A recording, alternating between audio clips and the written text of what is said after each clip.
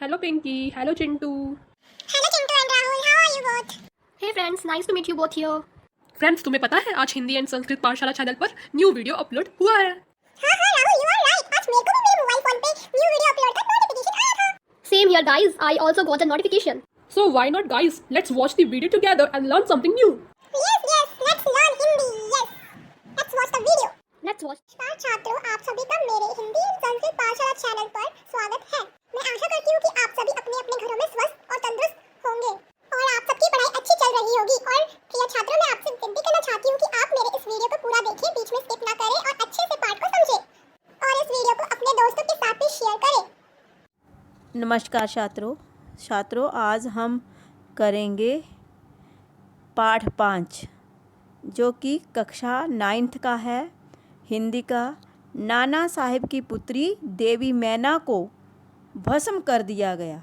Chapter का नाम है।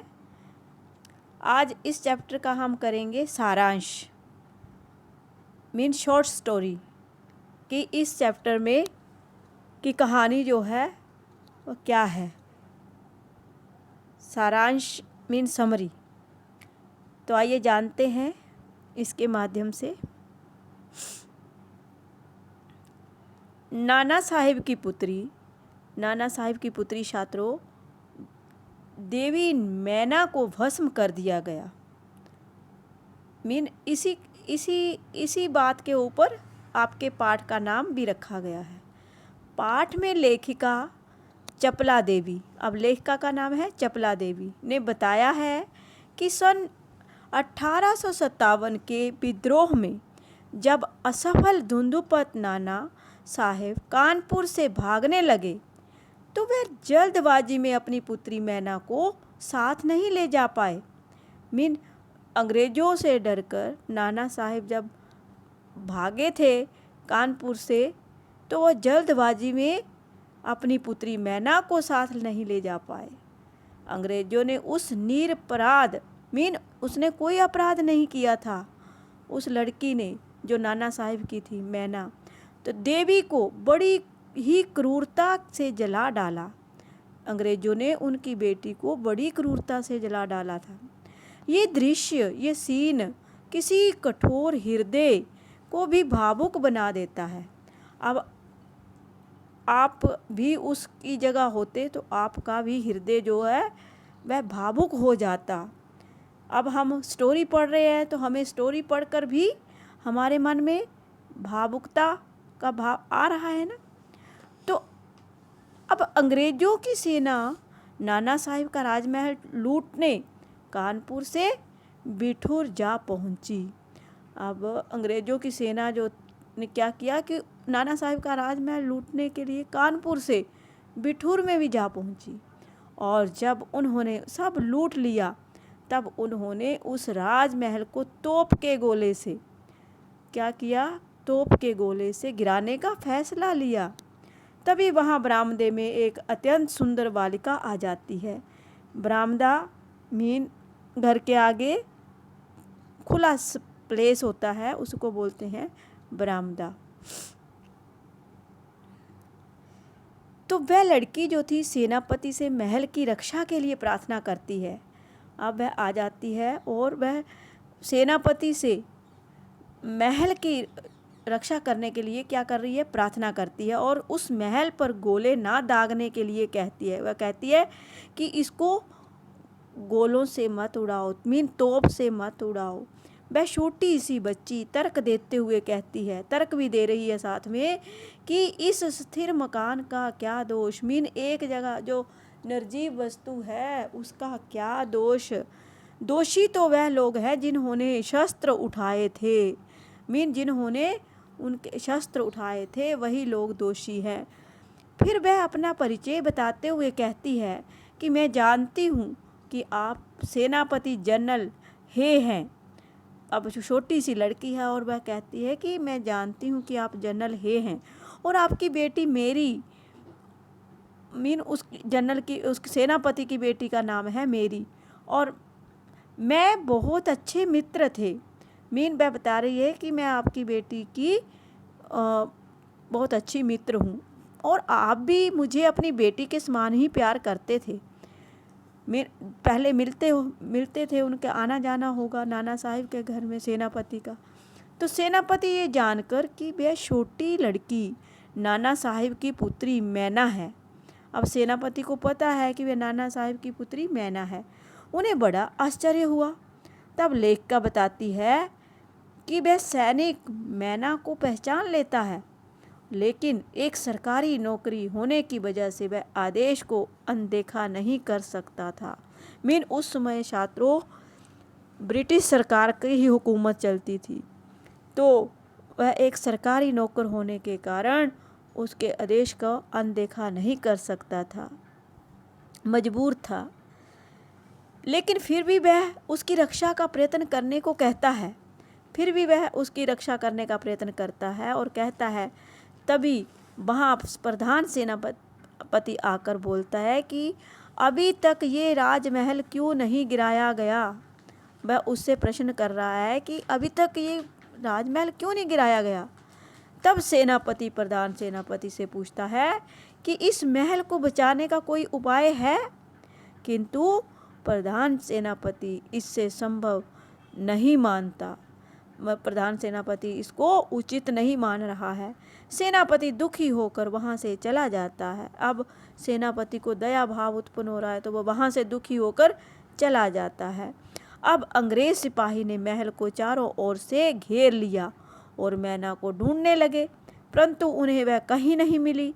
उसी दिन शाम के समय लॉर्ड कैनिंग का एक तार आया, जिसमें यह लिखा था कि नाना साहिब से संबंधित एक भी चिन्ह नहीं बचना चाहिए। अब देखो, लॉर्ड कैनिंग के द्वारा लिखा गया तार भी आ गया और उसमें भी यही लिखा है कि उनसे संबंधित कोई चीज़ नहीं बचनी चाहिए। लेखिका के अनुसार लंदन से तार के आते ही उसी समय क्रूर प्रधान सेनापति की आज्ञा से नाना साहिब का राजमहल घंटे भर में चूर चूर कर दिया गया। 1 घंटे में नाना साहिब का जो राजमहल था वह चूर चूर हो गया। फिर से उसी समय लंदन के प्रसिद्ध टाइम्स पत्र में छापा गया। अब न्यूज़पेपर में टाइम्स पत्र छाप दिया गया कि बहुत दुख की बात है कि नाना साहिब को अभी तक नहीं पकड़ा गया है। सभी अंग्रेज बहुत क्रोधित हैं, वह सब अंग्रेजों के हत्याकांड का बदला लेंगे। तब सेनापति हे ने नाना साहिब की बेटी मैना पर दया भाव दिखाने का प्रस्ताव सभा में लिख कर दिया। अब हे ने फिर भी वो कोशिश कर रहा है उस मैना को बचाने का, अपने बेटी की उसको बचा रहा है, वो प्रयत्न कर रहा है। फिर भी प्रस्ताव उसने सभा में लिख कर दिया। तब सेनापति हे पर वृद्धावस्था में एक छोटी सुंदर बालिका के सौंदर्य मोहित होकर अपना कर्तव्य भूलने का आरोप लगाया गया। अब अंग्रेजों ने उस सेनापति हे पर वृद्धावस्था में एक छोटी सुंदर बालिका के सौंदर्य पर मोहित होने का आरोप लगा दिया। उन्होंने क्या आरोप लगा दिया कि अपना कर्तव्य भूलने का आरोप लगाया कि ये सेनापति जो है अपना कर्तव्य भूल गया एक छोटी सी बालिका के सौंदर्य को देखकर। सभा के मत के अनुसार नाना साहिब के पुत्र पुत्री या अन्य कोई संबंधी मिले तो उसे भी खत्म कर देना चाहिए, और इतना ही नहीं, नाना की पुत्री मैना को सेनापति हे के सामने फांसी पर लटका देना चाहिए। अब देखो कैसा आदेश दिया ब्रिटिश सरकार ने कि सेनापति हे के सामने ही उस छोटी सी बालिका को फांसी पर लटका देना चाहिए। बहुत निर्दयी थे अंग्रेज। आगे लेखिका चपला देवी बताती है कि सन 1857 के सितंबर महीने की आधी रात के समय नाना साहिब की पुत्री मैना उस टूटे हुए राजमहल के ढेर के ऊपर बैठकर रो रही थी। उस राजमहल के जो राजमहल ढेर हो चुका था उसके ऊपर वह बैठकर रो रही थी। उसकी रोने की आवाज़ सुनकर वहाँ सैनिक वहाँ आते हैं और मैना से प्रश्न करने लगते हैं कि लेकिन कोई जवाब नहीं मिलता। अब वह किसी से नहीं डर रही थी। जनरल आउट्रम उसे पहचानते ही कैद करना चाहते हैं। अब जनरल आउट्रम को इसका पता चला तो उन्होंने उस लड़की को पहचान लिया और उसको जेल में डालना चाहते हैं, लेकिन मैना जी भर कर रोने के लिए उनसे कुछ समय मांगती है। अब जनरल ऑटम से भी नैना विनती करती है या कुछ समय मांगती है कि मैं जी भर रो लूँ, पहले रोने के लिए समय मांग रही है। परंतु कठोर हृदय जो वो तो जनरल डायर जो था जनरल था, वह तो कठोर हृदय था, क्रूर निर्दयी है ना, तो उसकी आखिरी इच्छा भी नहीं सुनी और उसे कानपुर के किले में कैद कर दिया गया। एक पत्र में ये छापा गया कि कानपुर किले के अग्निकांड में नाना साहब की इकलौती पुत्री मैना को जलाकर मार डाला गया। अब दूसरे पत्र में उन्होंने ये छाप दिया कि कानपुर के किले के अंदर अग्निकांड में नाना साहब की जो इकलौती बेटी मैना थी वो जलाकर मार डाला गया। सभी ने उस छोटी सुंदर बालिका को देवी समझकर प्रणाम किया और सभी लोग ऐसे न्यूज़ सुनकर और बालिका को देवी समझकर उसको प्रणाम करने लगे।